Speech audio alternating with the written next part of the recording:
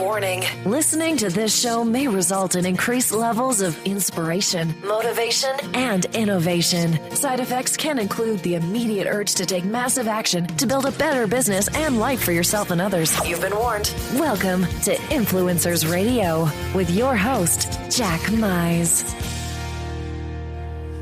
And welcome back to Influencers Radio. Today we have a guest that has a pretty diverse background, and we're going to get into this. He actually came from that glamorous, easy world of mixed martial arts to the brutal world of online marketing and traffic.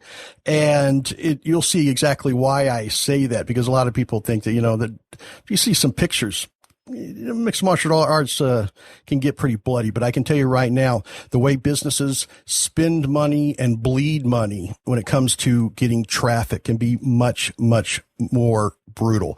My guest today is Chad Hamzeh. He's the founder and media director with DSV2 Media. He's also the creator of Traffic Blackbook. And really, he's one of the top go-to guys in the industry when it comes to helping companies that, have quality products that are ready to get serious. And I don't use that phrase lightly. Get serious about acquiring new customers and grow their sales with online traffic very, very quickly. Chad, welcome to Influencers Radio. Oh, thanks for having me. That was quite the intro. But very true about the fighting versus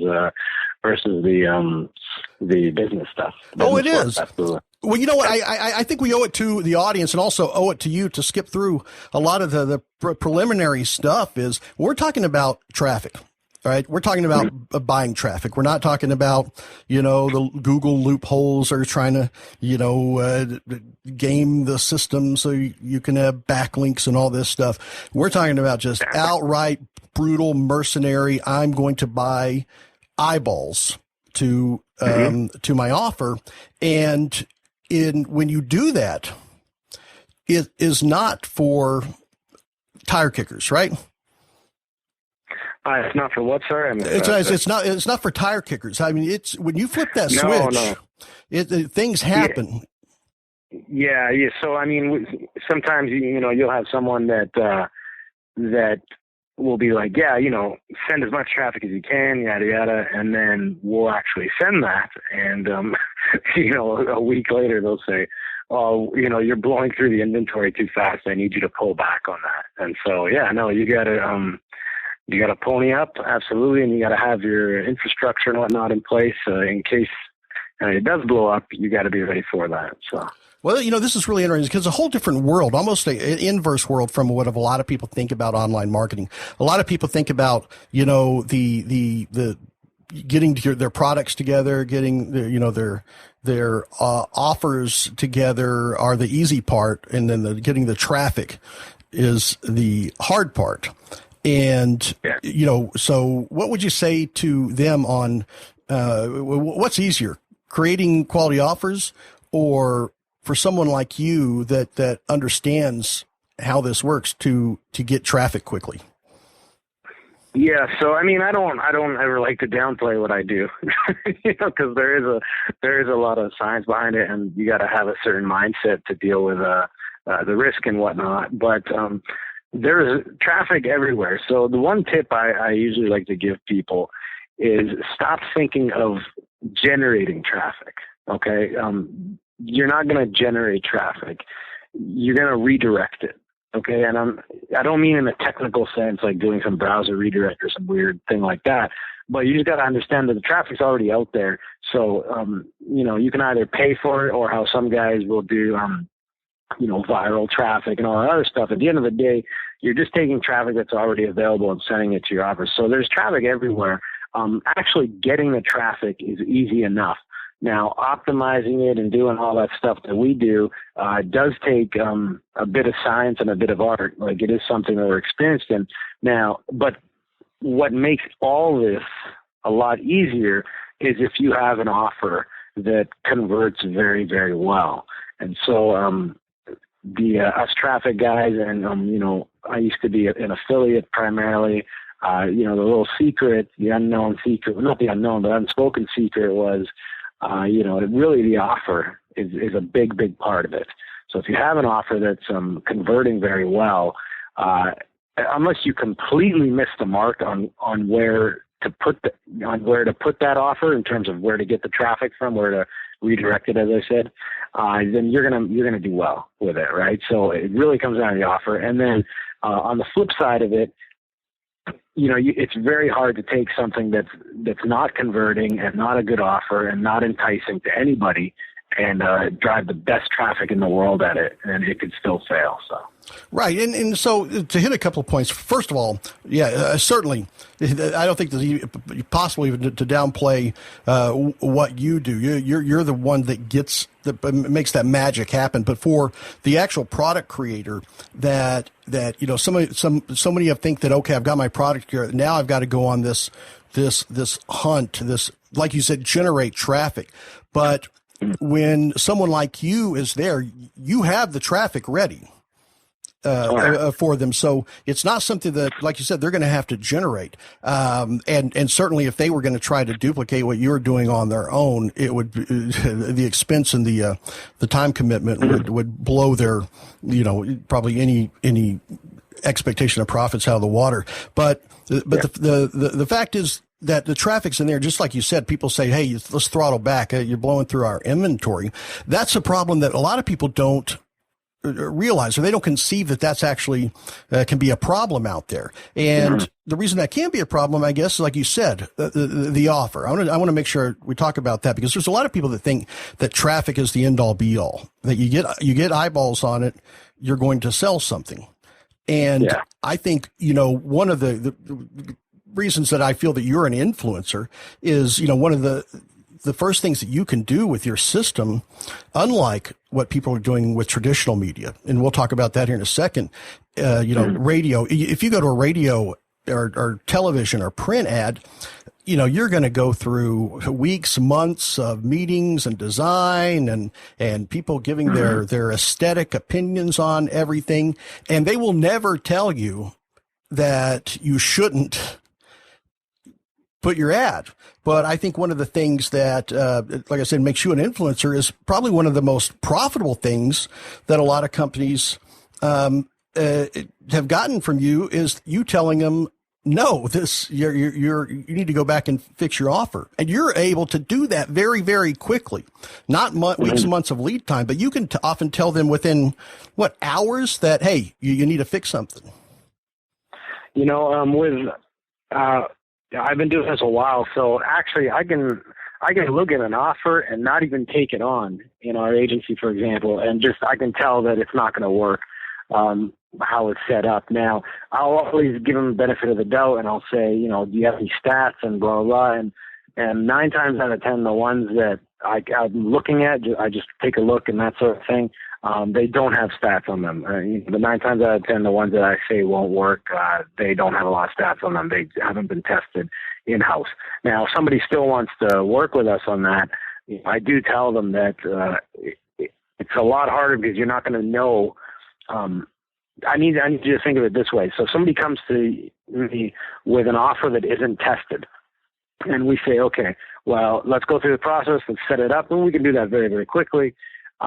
Now, if the offer doesn't convert well, right, the client doesn't know if it's Chad's traffic is bad, it's not my offer, right? So we always like to have something that is converting elsewhere, so that we know what the problem is if for some reason it doesn't convert. But we haven't had an offer that converts really well come to us and not convert. So, I mean, that just kind of gives you an idea of, how quickly we can do it. And I mean, we'll know, like you said, once we go live within hours or a couple of days, because we tend to go to channels that we know will convert well with a certain strategy that does it. And we'll know very quickly. And more often than not, we'll beat the results that they currently had, just based on our type of targeting and that sort of thing. So let's go back and contrast that to, radio, TV, print. Those are the traditional things. And you have a very unique offer and a very unique service in the advertising industry? Because one, internet and advertising, it's in its infancy, right? There was no such thing 20 years ago. And so there are very few people that do what you do at the scale that you do. And as quickly as you do it. So when you're looking at TV, radio, or print, you literally are talking about lead times of weeks, at probably minimum to even get an ad out there to test that. And then even then it's tough to measure as precisely as you can measure that. You know, they have their unique phone numbers, but a lot of times when people put an ad in the yellow pages, their only measurement is, how did you hear about us? Right.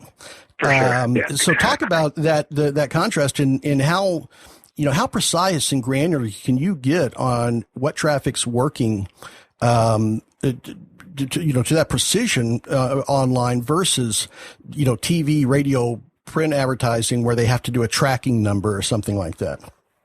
For sure, yeah. So, I mean, one of the disadvantages, sure, there's a lot of scale in radio and TV. I'm not delusional. I understand that there's immense scale.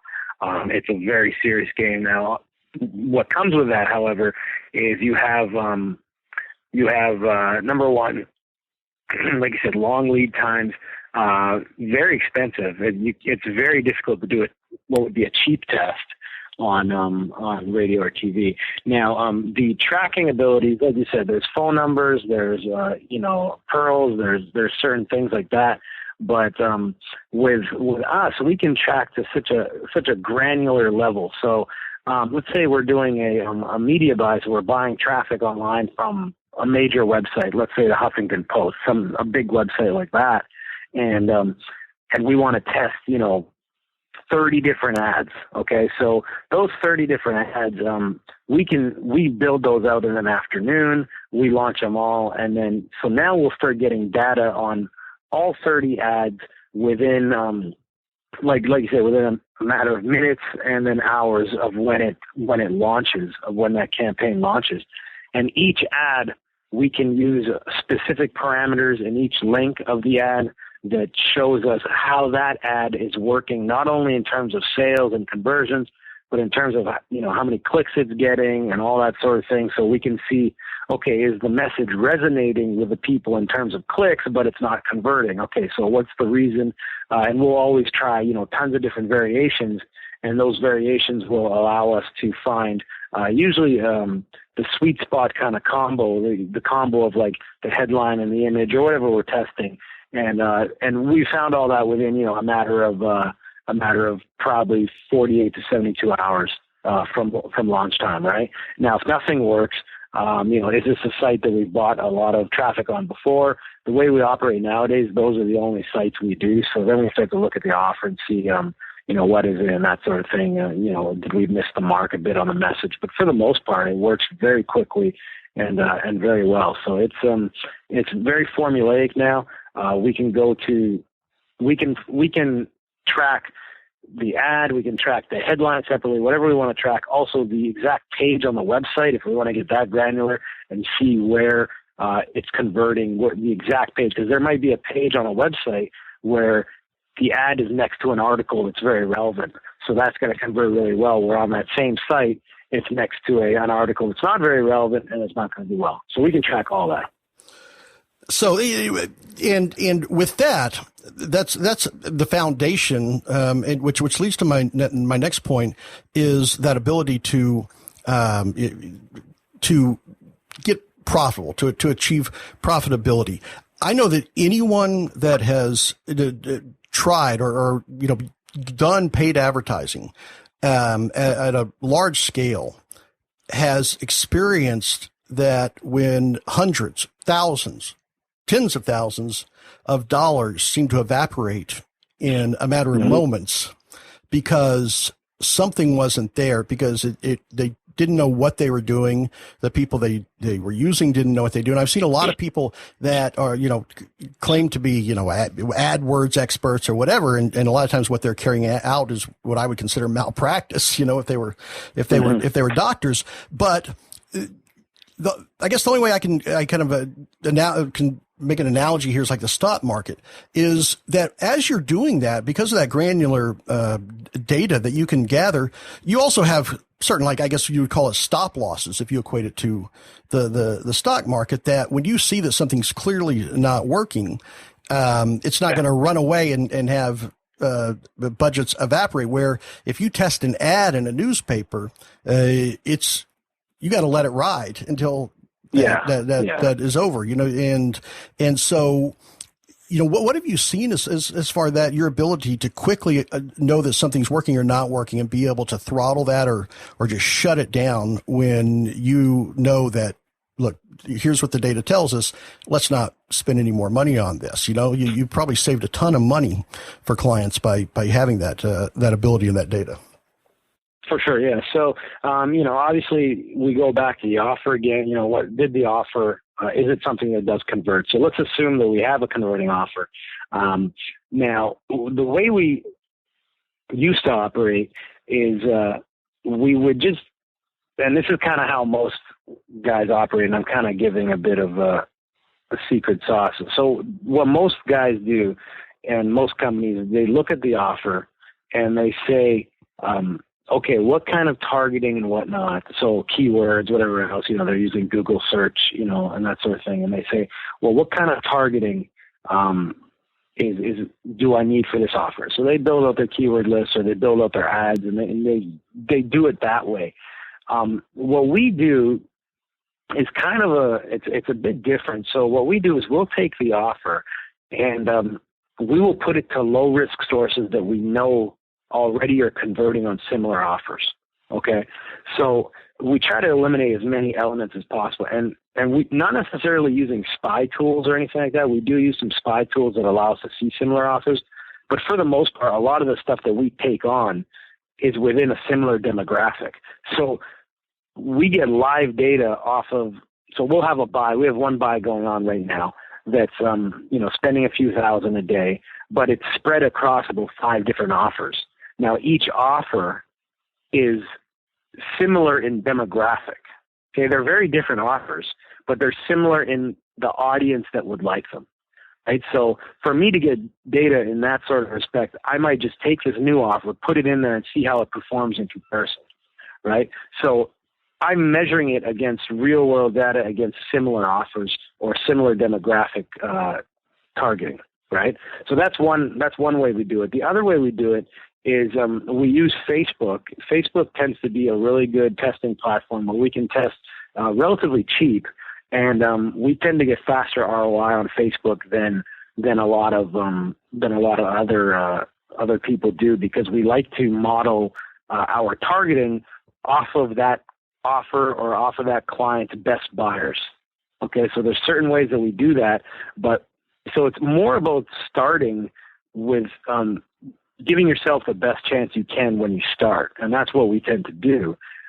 So that's what we do first, and then the certain things we look at are, if we've sent X amount of clicks, just give you an idea. If we sent 1,000 clicks to an ad and it hasn't converted once, I mean, we'll probably stop it well before that at around 300 to 500, depending on the traffic platform. Some traffic platforms send way more clicks than others, and the conversion rates are lower. But we have some conversion rates, some metrics that we look at, and if something's just performing very badly, then we need to dig a bit deeper. But for the most part, it's about starting with the best piece of clay versus starting with poor material to try to build a masterpiece. I guess the best way to put it. No, that's perfect. The last point that I want to hit that we can is all of this. It all boils down to profitability. That's the bottom line. If it's profitable, regardless of what the conversion rate is, what the spending is, whatever it is, if it's profitable. And there's a lot of people that get a lot of those variables together where they have something that, well, yes, it's converting. People are buying it, but it's not profitable.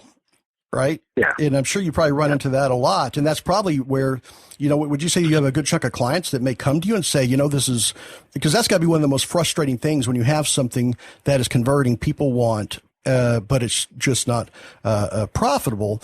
So, it's not the offer. It's not necessarily, something else. Would that be when it comes to let's trim down the targeting you're maybe throwing a lot of garbage traffic or uninterested traffic at it. And now let's start looking at who's looking at it to fix that. Yeah. So, there's a good example. So we had a client who had a joint pain product, and we said, hey, let us run this on Facebook, because we'd run it on other stuff and it converted. And they're like, no, we've had, 4 different guys trying to run on Facebook. We tried internally and we couldn't get it profitable. Well, long story short, day one, we had it at about a 10 times ROI. Now, the reason that is, and then, each day it was still ROIing very well. As we start to scale up, the ROI comes down a bit because you're hitting a broader demographic and it's not as tightly targeted, but you're making more money overall.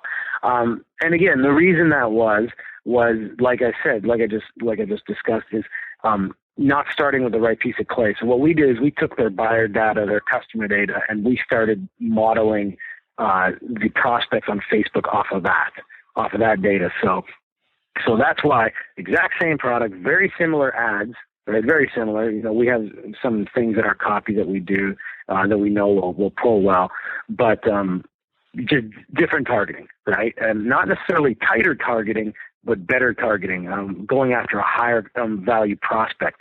Because what a lot of people tend to do is they say they want to go after cheap traffic, right? So they say, okay, well, if I get a bunch of cheap traffic and, one conversion off that, it's going to make up for the cost. But we tend to go after the highest converting traffic that we can, right? So not cheap traffic, but converting traffic. Because if you were paying $5 a click, which, obviously would be really high, and but it was bringing in, a $7 earnings per click, you're making $2 off of every click.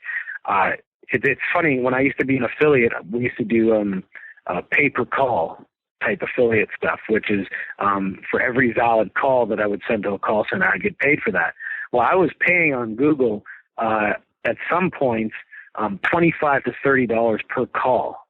Okay, but the thing was converting so well that I was making probably about $10 profit off each call. So when you start, doing it in volume, it becomes interesting. But it just gives you an idea that I don't necessarily look at it as clicks, that's how most people look at it, is click cost. They're like, okay, well, what's our click cost? How cheap are our leads? Well, don't look at how cheap the leads are. Look at how good quality the leads are that are coming in, right? So that's very, very important, and that's why we like to model off of the client or the offer's best customer prospects. Well, you know what, Chad, I think that's what I really like about, listening to the way that you do business, listening to, what you've put together and the success that you've had with companies that, a lot of this would be completely out of their reach if it wasn't for, you and your knowledge and the depth of understanding of how all this works. And the bottom line is profitability is a bargain at any price. And I think that's pretty much, what you define is do you want cheap clicks or do you want to be profitable? And, there's a lot of people that try this on their own, because let's be honest, this isn't a cheap venture, right? It's not an inexpensive venture, but when you're ready to kind of flip the switch and bring it in, you're looking at a far higher expectation of profitability at probably a higher expectation of how quickly you can do that. And I go back to the old saying that, if you think that, doing it the right way is expensive, try doing it the wrong way. Exactly. That's exactly it. And so I think that, you really put a spotlight on that. And it really is tremendous to kind of get behind the scenes of seeing how this works. This is a side that a lot of people haven't seen or understand. People that, they get calls every day. I'll get you on the front page of Google for $99, or, to do your AdWords or even, some, cheap Facebook clicks. But the reality is people with real businesses that are ready to scale. And when we talk about scale, we're talking about the way that you do this. It's scalable, predictable? I know you have a saying with that. What's your saying on that? The elements of what you're doing. Yeah, for sure. Well, number one, it's fast. After that, it's measurable, it's scalable, and then it's predictable. So it's very, very fast to get started. You can measure your results from, day zero all the way to, a year later and backtrack them. When you have those measurable results, it's often scalable, so you can scale it out very, very big. And at that point, it becomes predictable. It just becomes like I hate saying this, but it becomes like a money printing machine. Because once you have your things, there are other things like offer burnout and whatnot, but for the most part, if you have it dialed in at that point, it becomes very, very predictable. Well, people know in the advertising world, predictability is gold. So, Chad, all right. So, how can people find out more about what you're doing and your company, and folks that are ready to be serious about their business and flip that switch? I want to make sure that they know how to find out more. Yeah, absolutely. So, in terms of our agency, the best bet is to go to dsv2.com. So that's like David, Sam, Victor, the number 2.com. And you can learn more about the agency and what we do there. And it's often one of those things where if the client if the offer qualifies and we think that it's a good fit, then we'll absolutely take a look at it. And so other than that, you mentioned my Traffic Blackbook course. We came out with that in late 2013. So the recent edition. So that's www.trafficblackbook.com. So yeah, either one of those, you can learn more about me and the services, and that's it, I would say. Yeah. All right, and I want to thank you for coming on to Influencers Radio. You truly are an influencer in this industry, and I would go, I'd say beyond influencer. You're a pioneer in this industry, as new as it is, and the alternatives that it provides are just to me staggering compared to what a lot of people have done with traditional advertising. So thank you very much for coming on today. Not a problem. It's my pleasure. All right, folks, definitely check it out, dsv2.com. And like I say, one of the most profitable things that you can find out from Chad is that if he says no, he's going to save you a lot of money, and you're going to be able to fix it before you waste a lot of money on doing that. So, if you want to learn more about this whole industry, the strategies, check him out. Some incredible information. So until next time, remember, you are the only real game changer. You've been listening to Influencers Radio. To get all past shows and updates on future shows, visit influencersradio.com today or follow us on Facebook at facebook.com/influencersradio.